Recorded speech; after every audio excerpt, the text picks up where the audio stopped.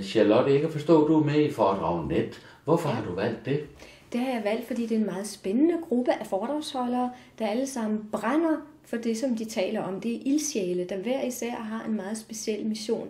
Og det generelle for alle, der er med, er, at vi kan alle sammen skabe en forvandling. Så der er meget forskellige måder at skabe forvandling på. Der er nogen, der skaber en forvandling fra begrænsning til befrielse. Andre skaber en forvandling fra økonomisk kaos til økonomisk succes.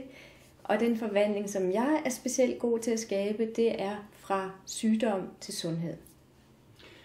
Nu er du jo læge, og det kan man sige, det er jo en lidt usædvanlig vinkel i forbindelse med sådan et foredragsnetværk.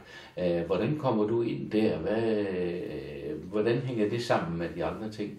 Det hænger sammen med, at jeg holder foredrag, der handler om at skabe en forvandling fra sygdom til sundhed. For eksempel holder jeg foredrag for kvinder, som handler om, hvordan man kan gennemføre en sund graviditet, få en normal fødsel og få sunde børn. Og jeg holder også foredrag for barnløse par om, hvordan de kan blive gravide. Og det er alt sammen ud fra, hvad man kan gøre ved hjælp af naturlige og holistiske metoder. Jeg holder også foredrag omkring ADHD-børn, om hvordan de kan hjælpes til at få en sundere og mere normal barndom, igen ved hjælp af naturlige og holistiske metoder. Jeg holder tit foredrag sammen med andre. For eksempel holder jeg et foredrag sammen med en forfatter, der hedder Jørgen. Vi holder foredrag for firmaer, der handler om, hvordan man kan skabe større sundhed for medarbejderne på arbejdspladsen. Og det gør vi i kraft af, at Jørgen selv har haft en blodprop og fortæller om, hvordan han subjektivt har oplevet det. Og jeg som læge fortæller, hvad kan man gøre for at forhindre, at man får blodprop. Desuden holder jeg også foredrag sammen med Torbjørn. Vi holder foredrag om, hvordan stilhed kan være en form for terapi.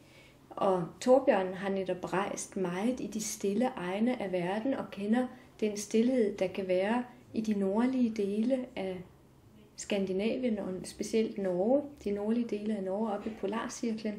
Og jeg som læge kan fortælle helt præcist, hvad sker der i kroppen, når man er i et stilhedsrum, når man er fri for støj og larm og finder tilbage til ro og fred, hvordan det afkobler stressresponsen. Så holder jeg også et foredrag med Annette, hvor vi fortæller om latter, der batter. Og det er et foredrag også igen for firmaer eller sundhedssektoren, hvor hun som fysioterapeut kan få folk til at le med mange forskellige latter, og jeg som læge kan fortælle, hvad sker der i kroppen, når vi ler.